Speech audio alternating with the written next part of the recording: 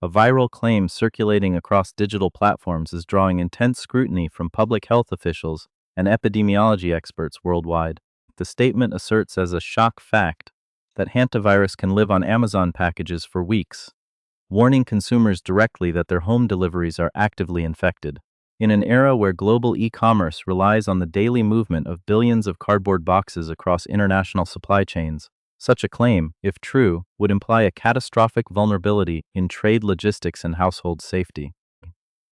To understand why this assertion has triggered widespread concern, it is necessary to examine the actual nature of hantaviruses, how they interact with the environment, and the verified mechanics of how they transmit to human populations. Public health agencies maintain rigorous surveillance networks to track this group of viruses, which are entirely distinct from common respiratory illnesses in both their severity and their origins. Hantaviruses are a family of enveloped ribonucleic acid, or RNA, viruses belonging to the family Hantaviridae and the order Bunyavirales. Unlike many common pathogens that circulate directly from person to person, hantaviruses are strictly zoonotic infections. This means they are naturally harbored by specific wild rodent reservoir species, such as the deer mouse, the white-footed mouse, the rice rat, and the cotton rat in the Americas, as well as the striped field mouse and the brown rat across Europe and Asia.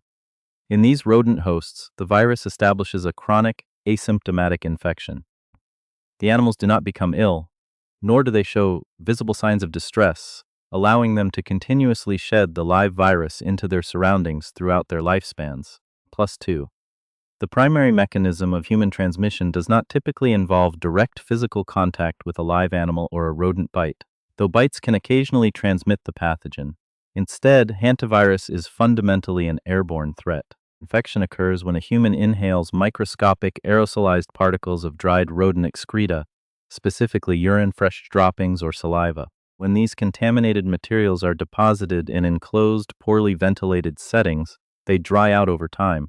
If those spaces are subsequently disturbed by human activity, such as sweeping a floor, moving stored boxes, or cleaning out a neglected garage, shed, barn, or cabin, the dried viral particles are kicked up into the air, creating an invisible mist of infectious dust that can be easily breathed deep into the lungs. Once inside the human body, the virus can trigger two distinct severe clinical syndromes, depending on the geographic region and the specific viral strain involved.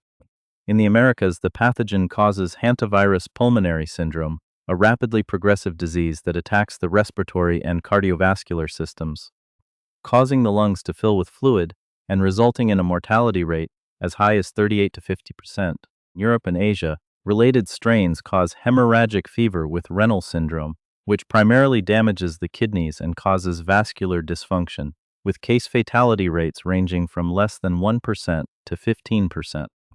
Because of these severe clinical outcomes, public health authorities treat any potential transmission vector with extreme seriousness, making the factual verification of transit-based contamination a matter of critical importance.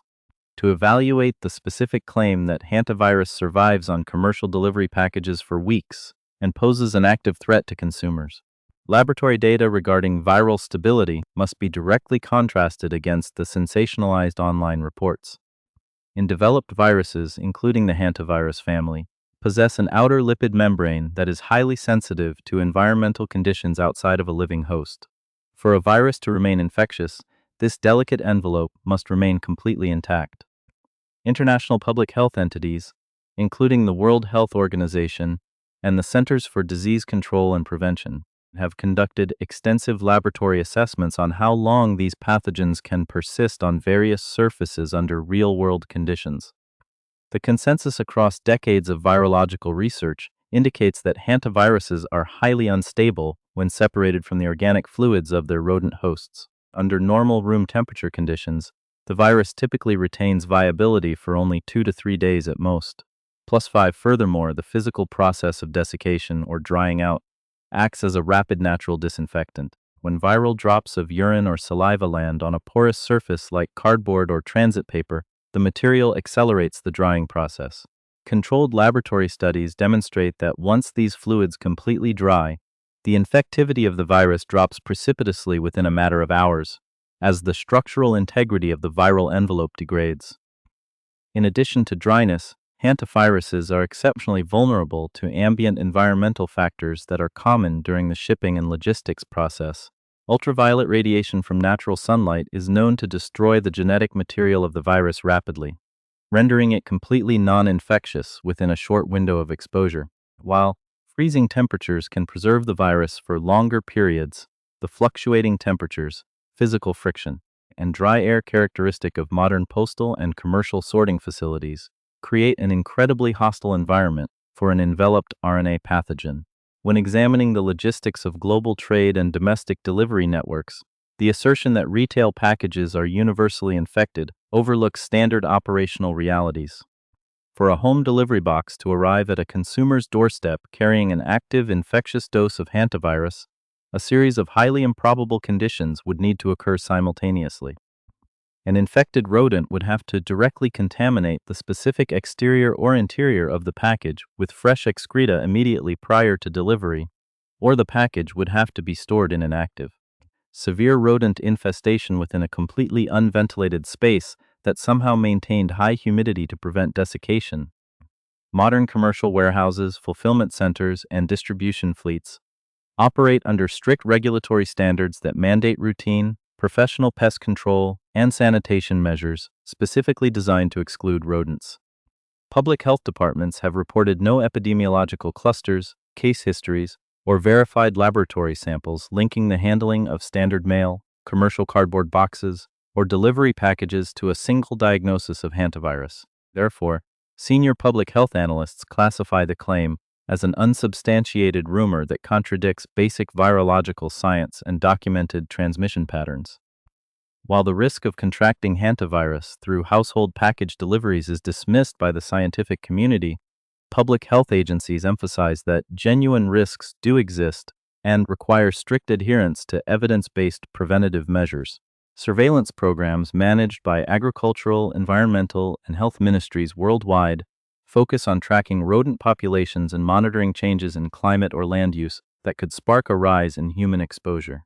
For example, periods of unusually high rainfall or mild winters can lead to a surplus of wild vegetation, causing a population boom among carrier rodents. When these animal populations expand, they are more likely to seek shelter and food sources in human structures, particularly during seasonal transitions in the spring and autumn. Public health guidance is therefore directed toward controlling these rodent vectors in and around residential properties, workplaces, and agricultural sites. +1 to prevent legitimate exposure, standard public health protocols dictate a clear set of safety measures when cleaning or entering spaces that show signs of rodent activity. Because dry sweeping or vacuuming forcefully aerosolizes the pathogen into the breathing zone, health departments explicitly warn against these methods. Instead, the universally accepted procedure requires individuals to thoroughly wet down any visible droppings, nests, or contaminated surfaces with a disinfectant solution, such as a mixture of 1.5 cups of household chlorine bleach to 1 gallon of water, or an equivalent commercial viral disinfectant. This solution must be allowed to soak into the material for at least 5 to 10 minutes to completely deactivate any active viral particles before cleanup begins. The area should then be wiped down using rubber or nitrile gloves, and the waste material must be double-bagged and disposed of safely. Additionally, opening doors and windows to ventilate confined areas for at least 30 minutes prior to working in them allows clean air to circulate and reduces the concentration of any airborne particles. For individuals engaged in higher-risk cleanups, such as restoring long-abandoned buildings or clearing heavy infestations, the use of a well-fitted N95 respirator is strongly advised to protect the respiratory tract from inhalation hazards. Plus, for an honest assessment of the current scientific landscape reveals distinct limits to medical knowledge regarding hantaviruses. There is currently no widely available, specific antiviral medication capable of curing a hantavirus infection once it has taken hold, nor is there a globally standardized vaccine approved for universal protection against all regional strains. Because of these clinical limitations, early medical intervention remains the single most critical factor in patient survival. If an individual develops symptoms such as sudden fever, severe muscle aches, fatigue, headache, or gastrointestinal distress within 1 to 8 weeks of potential rodent exposure, medical professionals urge them to seek immediate emergency care and explicitly report the exposure history. This allows intensive care teams to implement aggressive supportive therapies, including advanced respiratory support, fluid management, or renal dialysis, before the disease progresses to life-threatening respiratory or kidney failure. By maintaining a calm, factual understanding of how the virus spreads through specific rodent vectors rather than retail logistics, the public can effectively mitigate genuine risks without experiencing undue anxiety over daily household deliveries. For more fact-check public health reporting and deep-dive news updates, consider subscribing to this channel to objectively evaluate the assertion that hantavirus can survive on commercial delivery packages for weeks. Public health authorities and virologists point to a vast body of empirical data established within Biosafety Level 4 containment laboratories. The physical structure of the hantavirus particle is the primary factor dictating its environmental fragility. As an enveloped virus, its core genetic material, single-stranded ribonucleic acid, is surrounded by a delicate outer membrane composed of lipids and glycoproteins.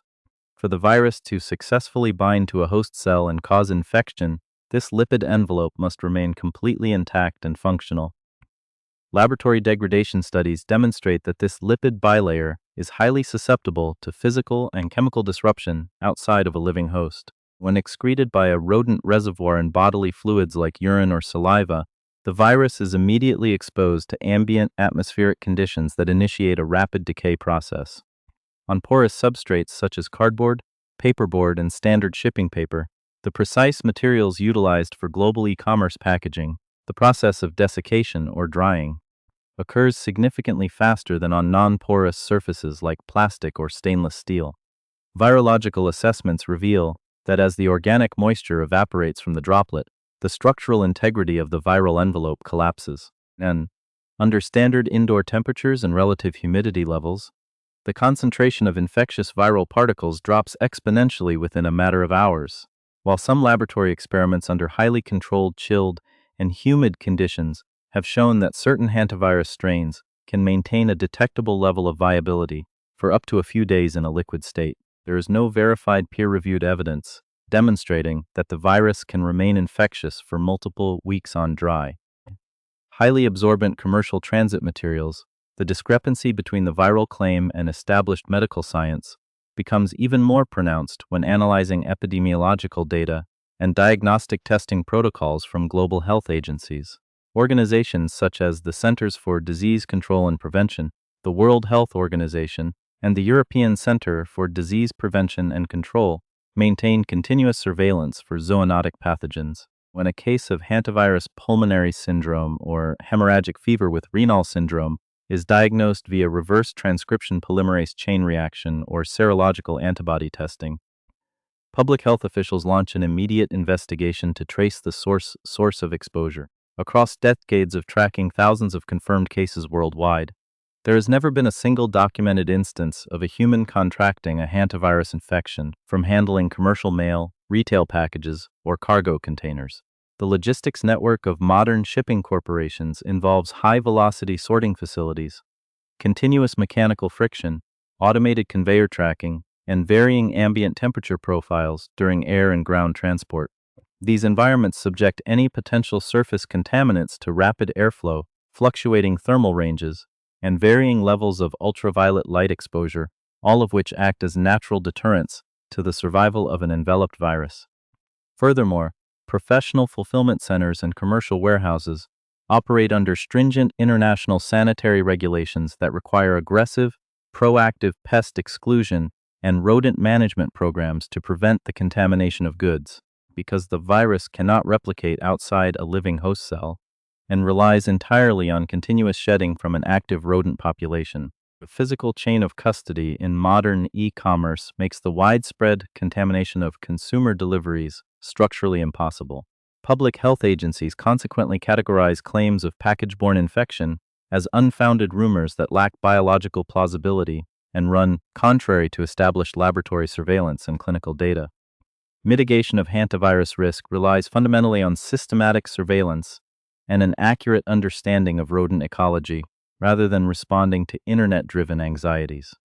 National and international health ministries operate vector-borne disease monitoring networks that track wild rodent populations through seasonal trapping, serological testing, and ecological modeling. Public health data indicates that hantavirus spillover events, where the virus moves from wildlife reservoirs into human populations, are highly correlated with environmental triggers. For instance, a mast year, characterized by an overproduction of wild seeds or periods of unusually heavy rainfall, can drastically increase the food supply for wild mice and rats, causing a population explosion. As their natural habitats overflow, these rodents migrate into structures like barns, sheds, cabins, and basements. By monitoring these ecological cycles, public health authorities can issue localized advisories, warning communities when the statistical risk of encountering an infected host is elevated.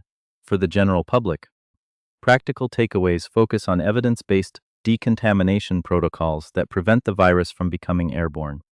Because hantavirus is transmitted via inhalation of aerosolized particles, standard cleaning methods like dry sweeping or conventional vacuuming are strictly prohibited in areas with rodent activity.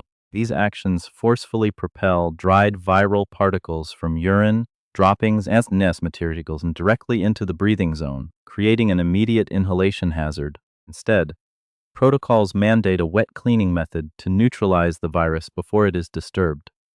Before entering an enclosed space, the structure must be ventilated for at least 30 minutes. Individuals performing the cleanup should wear rubber gloves and an N95 respirator. The contaminated area must be thoroughly saturated with a commercial viral disinfectant or a freshly prepared solution of 1 part household bleach to 10 parts water. This disinfectant must remain undisturbed for 5 to 10 minutes to ensure the chemical breakdown of the viral envelope. Only then should the material be wiped up using paper towels, which must be double-bagged and safely discarded. An honest assessment of contemporary medicine reveals clear boundaries in our clinical capacity to treat hantavirus, underscoring why prevention remains paramount. Currently, there is no universally approved vaccine providing broad-spectrum immunity against all pathogenic hantavirus strains, nor is there a specific antiviral medication capable of halting viral replication once symptoms manifest. Consequently, medical management is entirely supportive. For patients progressing to severe clinical syndromes, survival depends on rapid admission to an intensive care unit where advanced interventions, such as mechanical ventilation, fluid management to prevent pulmonary edema, and extracorporeal membrane oxygenation, can sustain life. Because early symptoms like fever, muscle aches, and gastrointestinal distress mimic common viral illnesses, clinicians stress that patients must explicitly disclose any recent history of cleaning rural structures or known rodent contact. This disclosure allows medical teams to initiate aggressive supportive therapies before irreversible respiratory or renal failure develops. Ultimately, the ethical responsibility of public health reporting lies in balancing vigilant awareness with scientific accuracy, ensuring that populations are equipped to confront real biological hazards without